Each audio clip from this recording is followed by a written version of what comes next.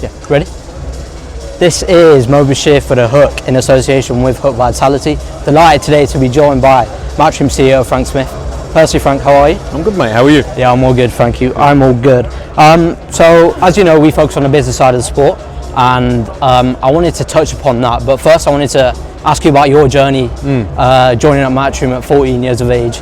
Then I think you were working full time at 16. Yeah. Is that correct? So joining the business at such a young age, how much of your sort of identity has been shaped by Matchroom? Because obviously you joined in your formative years and then you went on and you're now CEO. So yeah. Look, I think as an individual, you know, my own morals and the way I operate and the way I look at things very much was I was old before, you know, my time really. So when I was 16, I felt a lot older than I was, you know, and then I think obviously working through the business, working through every area and level of the business, that gave me a great grounding to understand how to operate. You know, I've done almost every job within the space of boxing that we operate in now, and that I think so many people get into successful positions, you know, and then go to another business and don't really understand what they're doing. I've worked all the way through every element of the sport of boxing, so you know, for me it's definitely. A lot of people say I'm like Eddie. You know, like if you watch interviews, they say he talks just like Eddie. Why is he trying to be Eddie? Why is he trying to replicate Eddie? But you know, I'm very different. We're two very different characters. Obviously, spending a lot of time with someone, you may pick up certain traits that they have. He's probably picked some things up from me as well. You know, we've spent more time around each other in the last 16 years than I have with my own family. You know, so he's like an older brother to me. But yeah, it's been a journey. It's been a great ride, and I'm very lucky to. You know, we were just talking about travel and everything. I'm very lucky to do something where I get to see the world. You know, every day of my life I'm travelling somewhere new, and it's great fun. You said you worked every single job at Matchroom, and then you've progressed. What job did you start with? Tea-boy. I was the lead tea-boy. I'm very good. I'll make you a cup of tea this week if you want. You know, I'm probably one of the best tea makers in the Essex County. Yeah. You know, I wouldn't go beyond that. You know, there's a lot of good tea makers out there. But I started doing that, running around pizzas, delivery boy. Anything you wanted, I would do. You know, and that's where I was lucky though that they gave me opportunities to move into other areas of the business and put me in discussions I probably didn't deserve to be in at the time. You know, and that gave me the grounding and understanding of the business as a whole from a young age. You said so you left at 14 and what 16? What did you do GCSEs? How did that? I did GCSEs, okay, yeah. No, I started doing work experience at 14, so I do like the summer at Matchroom when I was 14, 15. Yeah. Did my GCSEs and at 16 decided not to go to sixth form, and then went straight into full-time employment with Matchroom, and it was the best decision I ever made. I always said I don't want to be 50 years old grafting my balls off if I can do it when I'm young. And I missed out on a lot of things when I was 16, 17, 18, 19, 20. I didn't have a traditional childhood, if that makes sense. I wasn't going out with my mates all the time. I was focused on working hard. But that, in the long run, I always felt would pay off. You know, and that was always the focus for me. Did you almost feel left out when or did you know? Because you meet a lot of people, they're entrepreneurial when they start off, and they know that. They sort of know the trajectory that they want to go on. Obviously, the friends that you would have been with, they would have gone in sixth form, uni, college. When you were working for Matchroom, were there certain experiences that you wish you went on? Did you wish you went to uni? Did you wish you? No, I've never wished anything different, to be honest. I think at the time, look, people will always look at people's lives and say, well, they got this, they're lucky. You know, I decided I gave up certain elements of what other people would enjoy and want to do in order to focus my life on my career and being successful. You know, and I was lucky to get the opportunity, but then when I was given the opportunity, I took it with both hands. You know, a lot of people when you're younger, you want to be around. I didn't have mates, being honest with you. Like I left school, I moved away, so all my friends from school didn't really, wasn't around. And I've made friends over time, of course, and you don't need that many mates. That's the reality of it. But obviously, when you're 16 and all your old friends, like you still see things and they're out and about, you know, then it's different. It's difficult, and you're looking at it going, well, I haven't really got many friends anymore. But it paid off in the long run, and it's the best decision I ever made, to be honest with you. And you know, I'm excited to be on a beach at 40 and hopefully, you know, finished and retired. I guess, like, you know, because you didn't go down the formal education route, and I tell you, I mean, obviously I've finished university now, and it's really hard to sort of like break through. But because you joined at 16, you've now got I'm 23, so you would have had like 5-6 years more experience than I have now currently. So I guess that stood you in good stead. Do you think almost now like you've learned a lot more just on the job as opposed to you would have done in the classroom? 100%. 100%.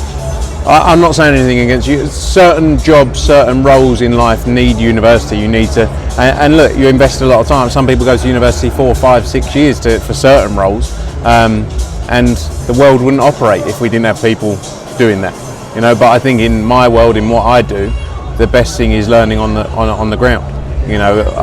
I've dealt with a lot of people who have been to university at events and venues, and it's like, well, this is the way it says to be done. It's like, yeah, but that's not real life. I think real life has such a value as to how do you actually deal with problems there and then. Staying cool, calm, composed. Studying can't really tell you how to do that. So for me, it depends on the role. I'm not saying anything against university. Just for certain people, it doesn't work. I also think education, the historical mindset of what education is doesn't work for everyone. This thing of like, you must do well at school, you must pass your exams. I didn't go do great in exams because I felt the pressure of it was like, you'd work. It's not real life, is it? You don't work for a year or 2 years or 3 years or 4 years then to be tested and go, well, you're a failure. Because that's what life is about in schools. So I have a very different view and mindset on education. I was listening to something with Jay Singh, obviously your guys head of legal counsel, or part of legal counsel at Matchroom, and he was sort of saying as well, like, you sort of know maybe how to be a boxing lawyer more than maybe a qualified lawyer has, because you've been in the room with experts, you picked up things along the way. Is that correct? Yeah, for sure. You need to look from a different perspective. Obviously, if you don't know the subject matter, then it's pretty useless, to be honest. Yeah. But I'm not a lawyer, but I've reviewed 10,000 contracts in my lifetime, and I'd say I'm a better lawyer within this field than 99.9% of lawyers. Not because I'm a lawyer, because I've never passed a degree to become a lawyer, but that's just my view because I know the subject matter. And I think also with all these things, it's about element of care. If you care about a business, if you care about something, you will go into the finest details of it. And some people don't have that mentality. So, yeah, I think for sure what he says there is correct. We spoke a little bit about obviously your guys' schedule. Matchroom, from the outside looking in, have had a crazy 2025. You've been, you've been here, there, and everywhere. How would you assess your 2025 so far? I think it's been unbelievable. I think, look, for us, we've always been about global boxing. Taking over global boxing. That's what we do. I've just come off. When you look at the run, obviously we're operating the Saudi event here on the 27th of December. Last week we were in Ghana on last Saturday for 18,000 people, our first show in Africa. On Friday, Jake Paul, Anthony Joshua knocked out Jake Paul. On the Wednesday we had a next gen show at the Indigo in London on the 17th of December. On the 13th of December we were in Stockton. With Diego Pacheco headlining Joe Cordina on that card as well. We had Monaco the week before that with Prince Albert. On the 29th of November we had Ben Whittaker knocking out Benjamin Gavazi. Like it does, Jesse Rodriguez the weekend before that as well. You had Eubank Ben the weekend before that. Like it just does not stop, and that's our business. It's we've done 40 odd shows this year that we've been involved in. Troy Williamson knocked out Callum Simpson as well, another Matchroom promoted fighter. We have so much going on. In the sport of boxing. That's always been the focus for us, to become the biggest promoter in boxing. It's been a great year. It's been a great 2025, and already announced some huge shows for 2026 as well. You look at that, Andy Cruz challenges Murataya for the world title in Las Vegas on the 24th of January. On the 31st of January, you got Josh Kelly fighting Matsalayev for the world title. We're about to announce a show in Mexico for the week after that as well for a world title. Then on the 21st of February, you got Lee Wood fights Josh Warrington. That's about to sell out in the Nottingham Arena. On the 28th of February, you've got Nunes Navarrete announcing even more shows for March and April. Like, doesn't stop. That's what we love doing. It's for us, we're very passionate about the business. Eddie is passionate about the sport. I'm passionate about putting on shows. Shows for me and entertainment is my focus, and that's what we do great at. And it's good times. It's great times to be involved in the sport of boxing. Look what these guys are doing here. Riyadh Season, Ring Magazine, Turkey Al Sheikh. It's brilliant, and the sport is thriving, and it's good for all of us involved. Do you get much time to reflect then, or is it just really a case of 1 week over? I need to get into the next? I like we finished the Ghana show. I was like, right, get on a plane 6 a.m. the next morning, go to Saudi, do that show. Right, get on a plane, go to the next show.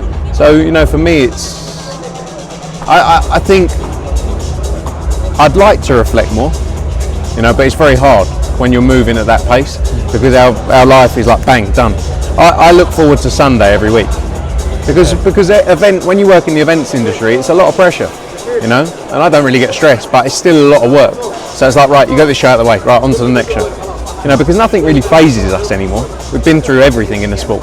You know, there's not many things that could happen that we haven't dealt with now over a period of time. So it's not about being phased, it's just about get that one out of the way, right, on to the next one, you know, and that's the way we operate.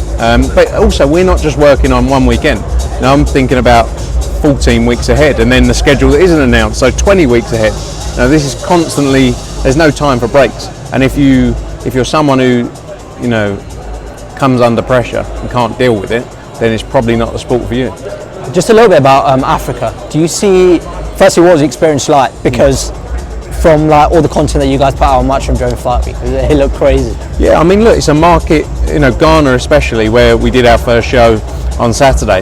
There was 18,000 people there. We want to go to places where they love boxing, where they have passion for boxing. I turned up at Accra Airport, there was advertising, there was these screens up everywhere with the Richard's Disease fight poster everywhere. That's what we want to see. We want to go to places where they care about the sport. The weigh-in atmosphere was unbelievable. And fight night, like I say, 18,000 people. We had a concert at the end, had fireworks going off everywhere. It's what we want to do more of, for sure. Yeah. And obviously Anthony Joshua's been touted to fight in Africa. In terms of like structurally, because obviously boxing in Africa it's been a thing in the past, but in recent years it hasn't. It's been mired in all sorts of things, and not a lot of promoters have gone out there. Amir Khan put that show on in Nigeria, I think, earlier this year, and then obviously off the back of that, a lot of people have then gone on over to Africa. Structurally, do you think, in terms of like how the event operates, do you think it's able to handle maybe the star power of Anthony Joshua to come there? Like, could AJ fight there next in the next 2-3 months? Do you think it can? I think anything's possible. You know, I think you have to be realistic though about the work that goes into it. And look, when we started out, I said this last week when I was in Ghana, when we started out, for the first 3-4 years, we were doing 1,000, 2,000 crowds, right? And you're building up into, it's very difficult to go into anything and just go straight in at the top end, you know? But I think with the learnings from last Saturday would help us be able to deliver a huge event. It wouldn't be easy, but you know, you look at Ghana on Friday night, they had a concert with 75,000 people in the Accra Sports Stadium with Burna Boy headlining. You know, so like, this isn't a place that hasn't put on large-scale events. You know, don't get me wrong, there can be improvements made, and I think we can help with those improvements as well. But these aren't countries that haven't had huge shows, had huge events, not just in sport or boxing, but across entertainment. So for me, I'm very confident that we can make something huge like that happen. And look, I said it when I first went there a few months back in Ghana. Can you imagine the spectacle? Like, we want to do things. I've been lucky enough to do amazing things in my life, right? Put on some of the biggest shows in the sport. But last week in Ghana was such an amazing feeling. Like, walking out and seeing 18,000 people who love the sport, who love boxing, who wanted to be at this event, happy, like one of the happiest places I've ever been. Really? Like, beautiful place, beautiful culture, amazing people, and yeah, for us, that's what interests us as well. You know, because we've done it all. So we want to keep growing and keep developing and doing exciting things. On that, so obviously you were in Africa. I think Eddie was in Miami for AJ Paul. It seems like now a lot of you guys are putting events, 2 events in a day, meaning that you're going to have to go to one, Eddie's going to go to the other. Previously you mentioned that, you know, you prefer to stay behind the scenes, but now we're seeing you becoming more and more involved in front of the camera, as we are now. Would you call yourself a promoter, co-promoter, and CEO? Is that? I'm not.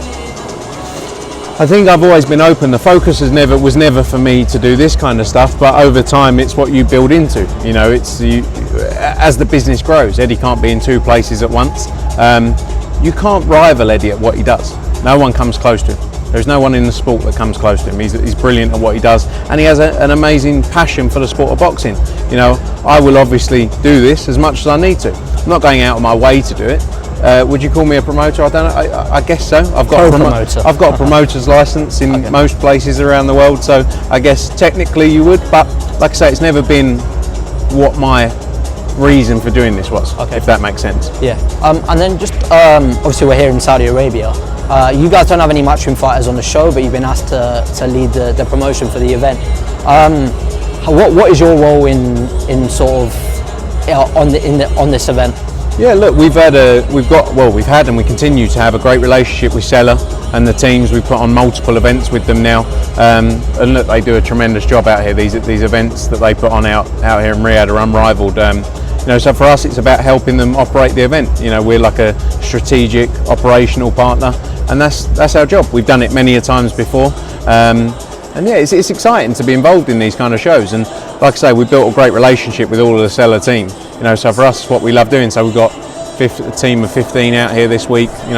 And we very much focus obviously on the boxing element of the show, all of those bits around it. Working closely with the broadcaster, the commission, and that's the focus for us this week. So yeah, like I say, it's good to be out here, good to be working with the Seller team, and excited about what the future holds with them.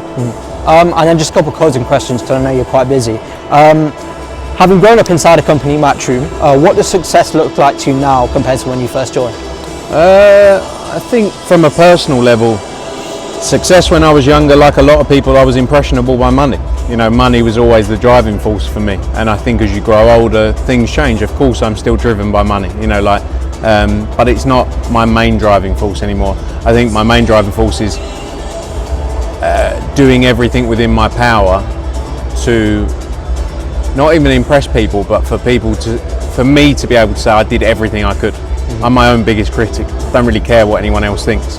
As long as I know I did everything I could. I work tirelessly. I don't get too much sleep, and it's not asking for pity, but that drives me now.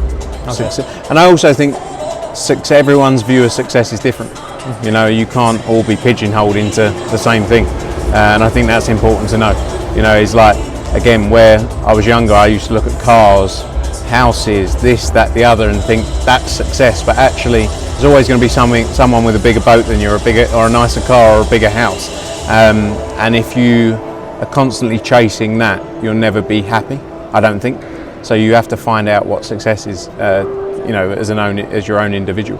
And then just final question: what excites you next about Matchroom's sort of boxing? Look, I think continuing to be the leading global boxing promoter.